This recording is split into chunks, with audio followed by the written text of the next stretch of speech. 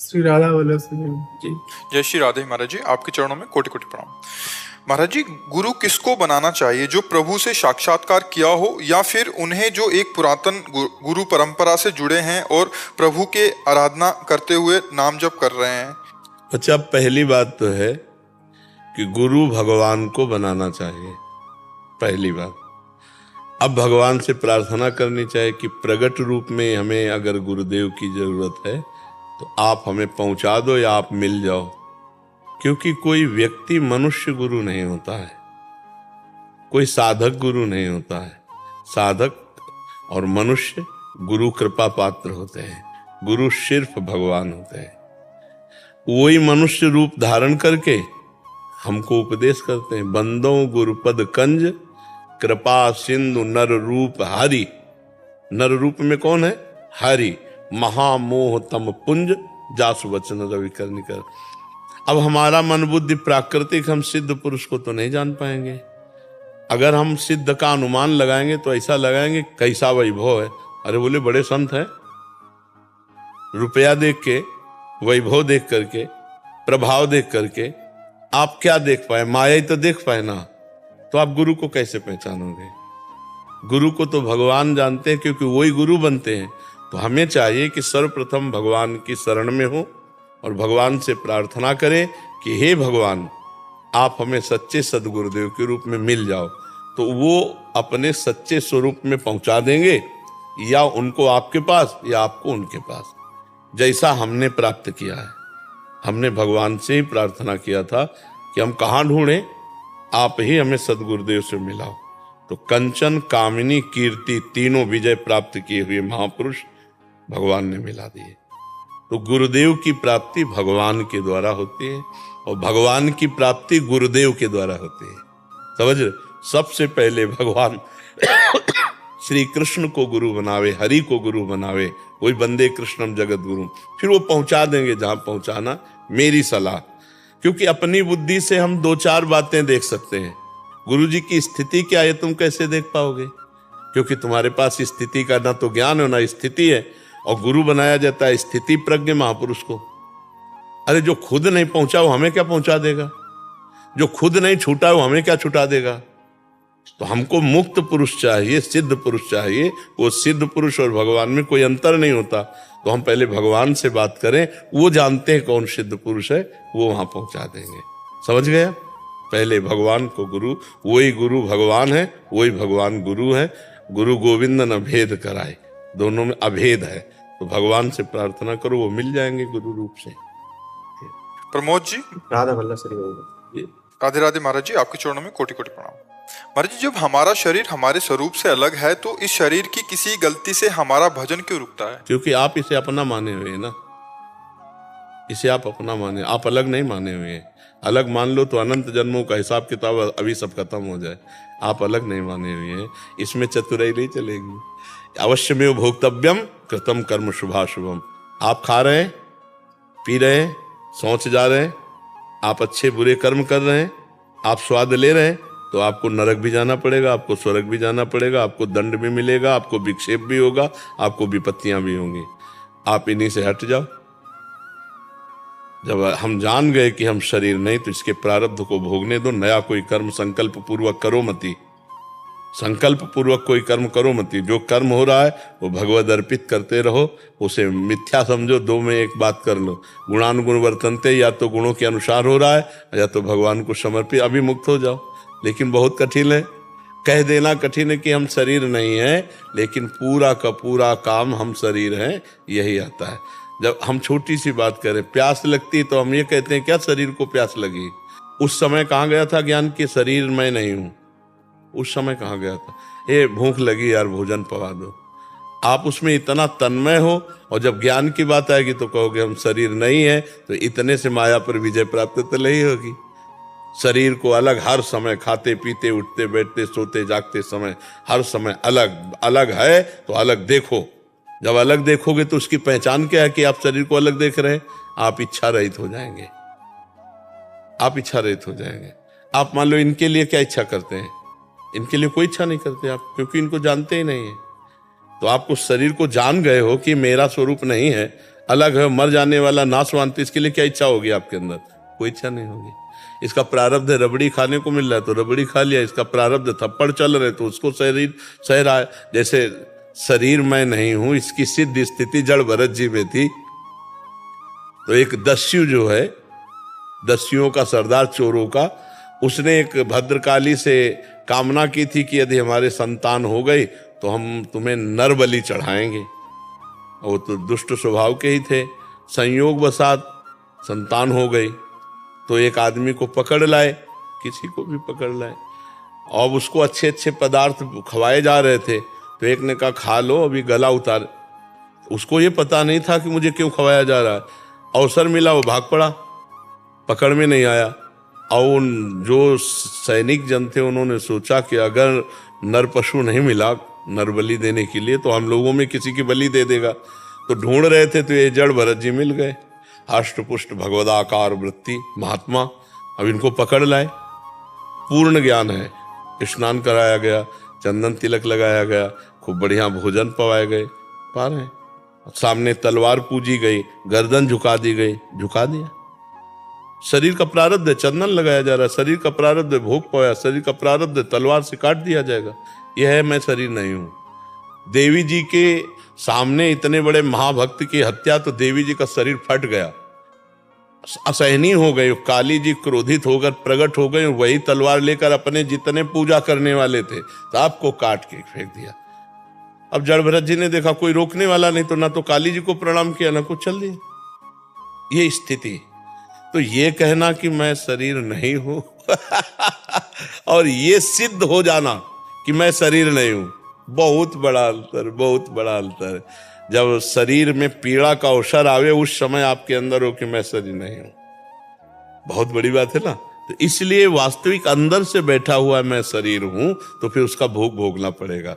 जैसे एक बगीचे में, बहुत बड़ा बगीचा था एक विद्वान ब्राह्मण का, तो गाय ऐसे चरती हुई आ गई, तो उन्होंने खेल खेल में एक पत्थर का टुकड़ा उठाया और ऐसे गाय के मार दिया, वो सीधे मस्तक पे लगी, वो गाय मर गई। अब गौ हत्या प्रकट हुई, और वो बड़े विद्वान थे। गौ हत्या आई और कहा मुझे स्वीकार करो, मैं गौ हत्या हूं क्योंकि तुमने मारा। तो हाथ में देवराज इंद्र का वास है, तो उनका मैंने नहीं मारा, हाथों में देवराज इंद्र का वास है, इंद्र ने मारा, इंद्र के पास जाओ। तो इंद्र के पास गौ हत्या गई, तो इंद्र ने कहा हमने कब मारा? तो बोले ब्राह्मण कह रहा है कि हाथों में देवराज इंद्र का वास है, और हाथों ने मारा तो मतलब देवराज इंद्र ने मारा। देवराज इंद्र ने कहा कुछ मिनट रुको, अगर वो सच्चा ज्ञानी है तो हम स्वीकार कर लेंगे गौ हत्या। नजदीक गए एक अच्छे धनी मानी के रूप में, और पंडित जी, अरे वाह पंडित जी, इतना सुंदर बगीचा किसने लगाया? बोले मैंने। अच्छा पंडित जी, ये बावड़ी और कुआं कितना सुंदर है, ये किसने? बोले मैंने। वाह पंडित जी, ये तो बहुत सुंदर बना है, पूरा का पूरा आपने किया है? बोले सब अपने हाथों से किया। बोले गौ हत्या? गौ हत्या देवराज इंद्र ने, गौ हत्या से कहा चढ़ इसके ऊपर। ये अज्ञानी केवल आरोप कर रहा है, बड़ा बुद्धिमान बनता, चढ़ इसके ऊपर, गौ हत्या उसके ऊपर। तो कच्चा ज्ञान जो है वो कर्म बंधन और आवागमन चक्र से नहीं, सच्चा ज्ञान जो अनुभव वो आता है गुरु सेवा से, खूब भजन करने से, शास्त्र स्वाध्याय करने से, दैन्य और पवित्र आचरण करने से, तब सच्चा ज्ञान होता है। सच्चा ज्ञान ही तो माया मुक्त कर सकता है। नहीं, ज्ञान तो बहुत है लोगों को, रुपया कमाने का, नाना प्रकार की सामग्री इकट्ठा करने का बहुत ज्ञान है, लेकिन माया से मुक्त होने का ज्ञान तो किसी किसी को होगा, और वही ज्ञान वास्तविक ज्ञान है, नहीं तो सब अज्ञान ही है। नहीं महर्षि, यद्यपि भक्तों की आंतरिक स्थिति तो मतलब वो खुद जानते हैं, उनके प्रभु जानते हैं, बट जैसे अपना स्वरूप की स्थिति में आ जाना, ये बहुत बड़ी बात है हमारे। हाँ बिल्कुल, मतलब ये तो कोई गिने चुने ही होंगे। हाँ हाँ बिल्कुल बिल्कुल। गोस्वामी तुलसीदास जी ने कहा है कि जैसे शरद ऋतु में वर्षा कहीं कहीं होती है, ऐसे ही भगवान के ज्ञानी भक्त या प्रेमी भक्त कहीं बिरले ही होते हैं। वृष्टि शारदी कहूँ कहूँ हो रही, जिम को पाओ भगत एक मोरी। कोई बिरला कोई भक्त होता है सही माने में, पाखंड और दम्भ रहित, ऐसे बिरला कोई ज्ञानी है। पढ़ लिख के बोल देना मर्जी आसान लगता हाँ, है, प्रवचन करना भी आसान लगता है, बट इनकी स्थिति जो आंतरिक स्थिति है बहुत बड़ी लगती है। वो हाँ, तभी तो भगवान भी कह रहे हैं ना गीता में, सा महात्मा सुदुर्लभा, वासुदेवा सर्वमिति सा महात्मा सुदुर्लभा। जो भगवत स्वरूप को प्राप्त सर्वत्र भगवान का दर्शन करता है, ऐसा महात्मा तो बड़ा दुर्लभ है ही है। तो वो महात्मा गृहस्थ भी हो सकता है, वो विरक्त भी हो सकता है। महात्मा एक पदवी है, स्थिति है, वो कोई वेशभूषा से लेना देना नहीं है। अगर स्थिति महात्मा की महात्मा वाली नहीं है तो वो भेष में भी रहते हुए पाखंडी हो सकता है, दुष्ट हो सकता है, नीच हो सकता है। असली कोई भगवान की प्राप्ति वाला तो बिरला महात्मा होता है। नहीं तो नारी मुरी घर संपत्ति नासी और मूढ़ मुड़ाए भय सन्यासी। अब उनको भगवान से मतलब नहीं, भजन से मतलब नहीं है। भगवान की प्राप्ति करने वाला महात्मा, ये तो दुर्लभ बात हुई, जिसने अपने जीवन को किसी कष्ट से पीड़ित होकर नहीं, भगवान के लिए अपना जीवन भगवान को दे दिया। ऐसे कोई बिरले महात्मा। महाराज जी असली को कैसे पहचाने? भगवान ही पहचानवा सकते, सोई जाने जे देव जनाई, नहीं तो जानना बड़ा कठिन है। देखो, कांच और हीरा कसौटी पे कसने पर पहचान हो सकती, अन्यथा नहीं हो सकती। नहीं, कांच और हीरा एक जैसा लगेगा, लेकिन घन मारो तो कांच चकनाचूर हो जाएगा और वो जो हीरा है कोई फर्क नहीं पड़ेगा। ऐसे ही मान अपमान में, दुख सुख में, लाभ हानि में जो चकनाचूर हो जाए तो अब कच्चा है, अभी हीरा नहीं है, कांच है। और जो बड़े से बड़े दुखों में भी एक स्थिति में बना रहे भगवान के चिंतन में, वो हीरा है। और हीरे की पहचान जौहरी को होती है, जौहरी है भगवान। तो संत रूपी हीरे की पहचान तो जौहरी भगवान को होती, वही जना दें सो जान जाओ, नहीं तो असली और नकली का एक ही जैसा रूप होगा। हीरा का असली और नकली का एक ही और हो सकता है असली से ज्यादा चमके नकली, ऐसा भी हो सकता है। पर असली की कीमत तो भगवान ही है। भगवान ही जानते हैं कि असली संत कौन है। असली संत वही है जिसका उद्देश्य केवल भगवान है। अब शरीर है तो खाएगा, पिएगा, कपड़ा पहनेगा, कहीं रहेगा, पर उसकी तड़पन होती है कि मैं जिसके लिए घर त्यागा हूं वो भगवान मिल जाए। वो रात दिन भजन करेगा, प्रपंच की बातों में नहीं रहेगा। पर अब कौन भजन करता है ये भी कैसे जाना जा सके? जैसे एक भजन होता है माला से, कोई काउंटर लिए, माला लिए, तो आप जानोगे भजन कर रहा है। अब क्या जानोगे भजन हो रहा है? तो भगवान ही बता दे कि असली कौन है तो जाला जा सकता है, अन्यथा नहीं जाला जा सकता है। करमवीर जी आगरा से। गुरुदेव आपके चरणों में साष्टांग प्रणाम। गुरुदेव अभी पिछले साल फौज से सेवानिवृत्त लेकर आया हूँ। सोचा था अब आराम से सुबह सो के उठूंगा और अपनी जिंदगी मौत से जीऊंगा, पर 6-7 महीने पहले आपकी गिरफ्त में आ गया और आपको अपना गुरु मान लिया। आपकी कृपा से श्री जी के चरणों की तरफ बढ़ने की कोशिश कर रहा हूँ, पर अभी अंदर बहुत कमियां देख रहा हूँ। अभी गुरुदेव मन में बहुत डर लग गया है कि जल्दी से कमियां दूर नहीं हुई तो क्या होगा, कैसे होगा? ये बहुत कृपा है आपके ऊपर। सच्ची पूछो तो राष्ट्र सेवा का फल मिला। नहीं, ये जो अंदर भावना कि अब मौज मस्ती करेंगे, ये कोई जीवन नहीं है। मनुष्य जीवन इसके लिए नहीं मिला। मनुष्य जीवन मिला लड़ने के लिए। पूरा जीवन लड़ो और विजय प्राप्त करो। देखो, अब आपकी असली लड़ाई शुरू हुई है। काम, क्रोध, लोभ, मोह, मद, मत्सर। बाहर के शत्रुओं को तो गोली से आप गिरा सकते हो, लेकिन अपने शत्रुओं को गोली नहीं मार सकते। काम को, क्रोध को, लोभ को, मोह को, इच्छाओं को आप अपने नहीं मार, और इच्छाओं को नहीं मारा तो उनके गुलाम हो कि नहीं, विचार करो। अभी आप स्वतंत्र नहीं हुए। स्वतंत्र तब माने जाओगे जब काम, क्रोध, लोभ, मोह, मद, मत्सर इनको रौंद डालो, इंद्रियां, मन तुम्हारे अधीन हो, तब तुम स्वतंत्र हुए। तब आप स्वतंत्र, अपने इस देश के स्वतंत्र, अभी स्वतंत्र नहीं इस देश के, इस देश के गुलाम हो आप। मन के गुलाम, इंद्रियों के गुलाम, काम के गुलाम, क्रोध के गुलाम, लोभ के गुलाम, मोह के, अहंकार के गुलाम है कि नहीं? आप देखो, विचार कर। इससे जब तक हम मुक्त नहीं होंगे तब तक मानव देह का लक्ष्य हम नहीं प्राप्त कर पाए। इसलिए बड़े भाग्यशाली हो जो सत्संग सुनने को मिला। अब खूब नाम जप करो। और दूसरी बात, डरो मत। थोड़ा डरना तो अच्छा है, पर ज्यादा डर जाने में फिर घबराहट में साधना भी नहीं होगी।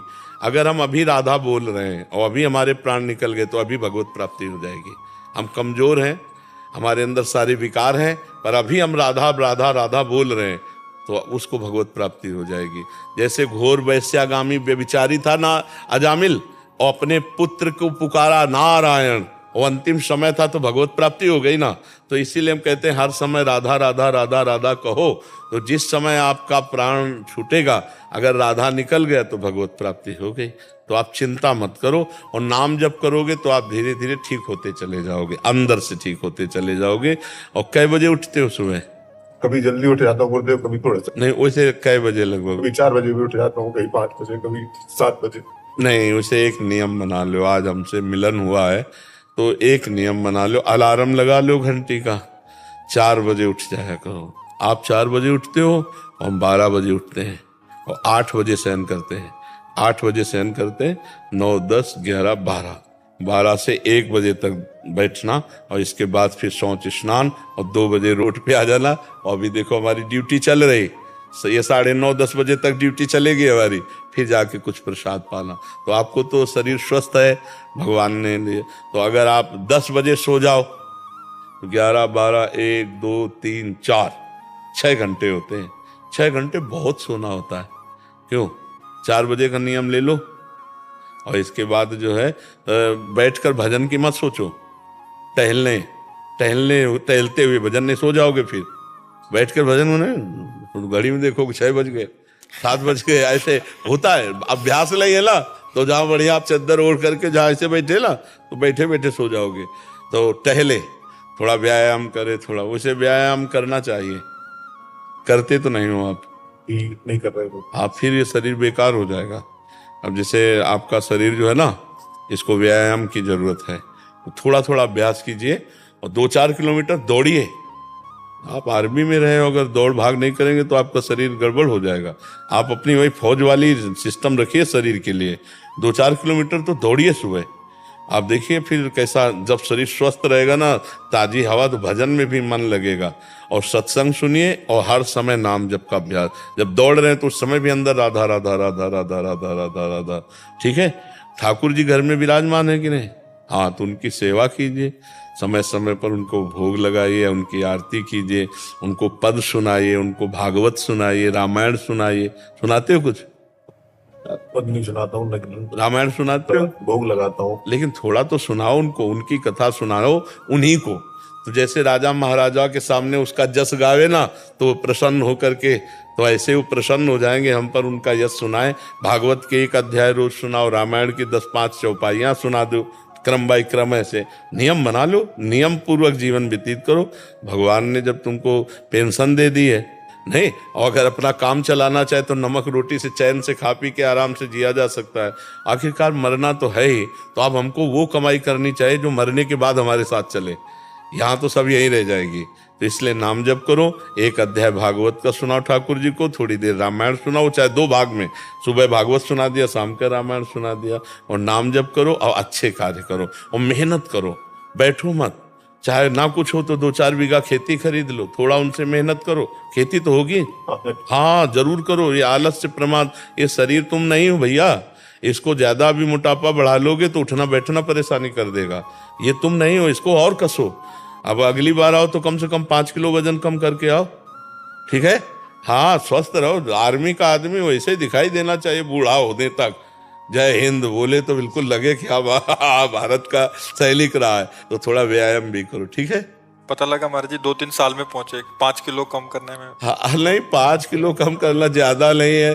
अगर ये उचित भोजन करें तो हम वैसे 1-2 महीना का चांस रखते हैं कि 1-2 महीना में आ जाना चाहिए। तो 2 महीना में 5 किलो कम हो जाएगा। अगर ये कम भोजन करें और रोज 2-3 किलोमीटर दौड़ लगावें, तो चूंकि आर्मी के हैं ज्यादा फालतू है नहीं, 5 किलो बहुत फालतू होगा, हो जाएगा, तो हो जाता है। हम तो ऐसे कह दिया, धीरे धीरे कम कर लो, धीरे धीरे कम कर लो। नहीं, हाँ ऐसे। चेतन शर्मा जी साउथ अफ्रीका से। राधे राधे। महाराज जी, मैं साउथ अफ्रीका में एक कंपनी में अकाउंटेंट का कार्य कर रहा हूँ। वहाँ मैं अकेला रहने के कारण तथा सही गलत का ज्ञान न होने के कारण मुझ में अहंकार की भावना आ गई है, जिसके कारण जाने अनजाने में मेरे माता पिता का अपमान कर देता हूँ। मेरे माता पिता ने आपको गुरु रूप में स्वीकार किया हुआ है। उन्होंने आपके वीडियो मेरे पास भेजे, जिन्हें सुनकर मेरे द्वारा किए गए माता पिता के अपमान को सोच सोच कर अभी ग्लानि सी हो रही है, जिससे मेरा मन अस्थिर है। महाराज जी, अरे वो तो प्रायश्चित हो गया। जैसे हृदय में जलन हुई ना, तो वो पाप कट गया। अगर अभी माता पिता उपस्थित हैं, तो उनकी सेवा करो, कैसे भी बने अब कर लो, अब चूक ना करो। वो भगवान है, मातृदेवो हो पितृदेवो हो। हम आपको अपने पिता की बात बता रहे हैं। हमारे पिता जिस दिन हम भागे उसके 3 दिन बाद हमको पकड़ा गया।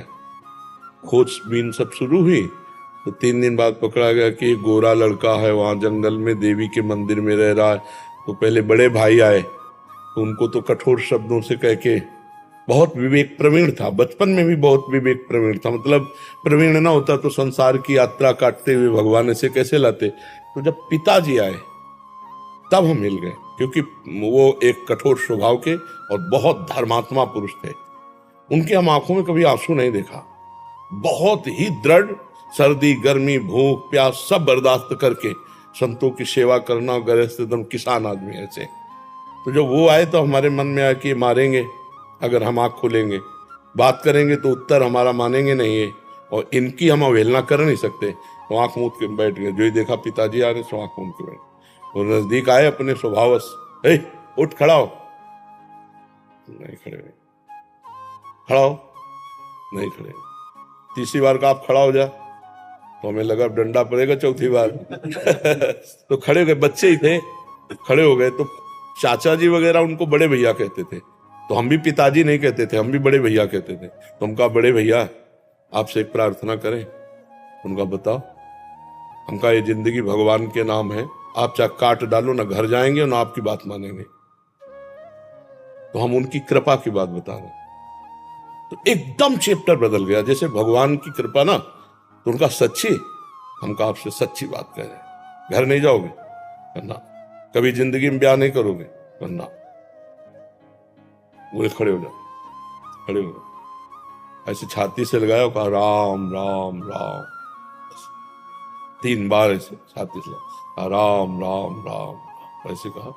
तो कहा जाओ, अगर ऊसर में भी बैठोगे तो फूलों की वर्षा होगी। जाओ, जिंदगी में कभी तुम्हारा कोई बाल बांका नहीं कर सकता।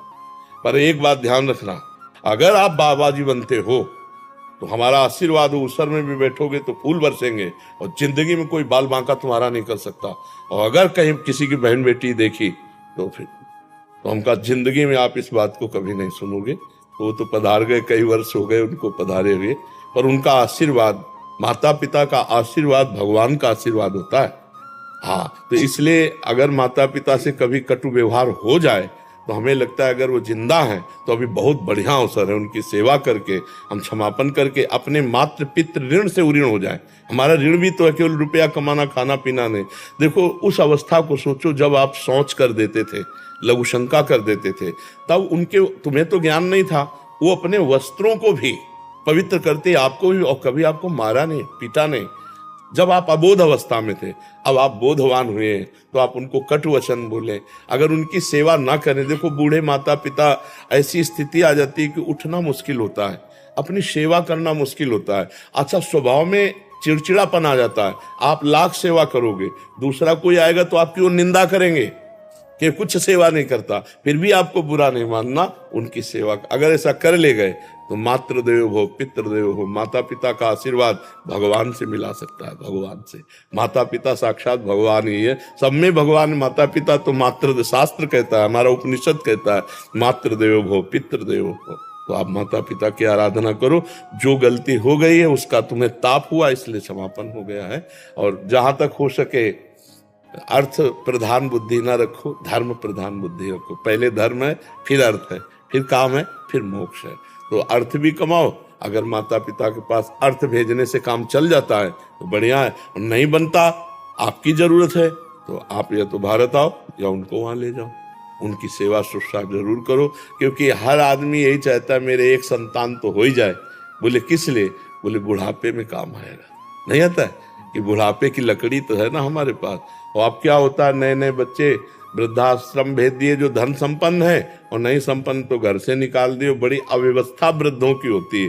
तो जिन घरों में बड़े बूढ़ों का अपमान होता है उन घरों में कभी लक्ष्मी सफल नहीं होती, शांति नहीं, सुख नहीं, बड़े अशांति होगी, पक्का समझ लीजिए। और जो अपने माता पिता का अपमान करते हैं उनके पुत्र कभी ऐसे प्रवीण नहीं हो सकते कि वो अपने माता पिता को सुख दे। वो पूरा ब्याज सहित दुख देंगे, ब्याज सहित। इसलिए हमें लगता है कि अवसर है, हम जब भगवान के श्री विग्रह को रखकर प्यार कर सकते हैं तो अब चलते फिरते माता पिता में भगवान का भाव क्यों नहीं कर सकते? जरूर करना चाहिए। वो आपको बताएं, माता का जैसा प्यार एक भगवान ही है जो दे दे, नहीं दूसरा कोई नहीं है, क्योंकि वो तो सब माताओं की माता है, नहीं तो दूसरा सृष्टि में कभी प्यार नहीं मिलता है। जो माता का प्यार होता है ना, जो माता अपने हृदय से लगा करके ना ऐसे ऐसे पुचकारती है ना, वो कहीं त्रिभुवन में नहीं मिलेगा आपको। अगर कोई प्यार करेगा ना बहुत आपको, तो आपका रूप देख के, रुपया देख के, शरीर देख के, भोग वासना की, लेकिन माँ ये सब नहीं देखती। अब भी जाए, इतने बड़े हो, घर जाओगे ना तो भोजन पाया, रास्ते में भोजन पाया तुम, अब देखो पाओ और सो जाओ, फिर बात करेंगे। मतलब वो आपको सुख देने की बात सोचेगी आपके लिए। तो इतने बड़े हो लेकिन वो ऐसी बात करेगी कि जैसे लगता है छोटे बच्चे से बात कर रहे हो। संभाल के जाना, वहां देखो ये हम दे रहे हैं, ये उस समय खा लेना और इसे भूलना नहीं। मतलब ये प्यार कौन देता है? हाँ, संसार में तो सब स्वार्थ का व्यवहार चल रहा है। माता पिता को जरूर पूजा करनी चाहिए, माता पिता की सेवा करनी चाहिए। हम तो कहते हैं और भगवान विराजमान करो मत करो, माता पिता की आराधना कर लो, इसी से भगवान मिल जाएंगे, इसी से भगवान मिल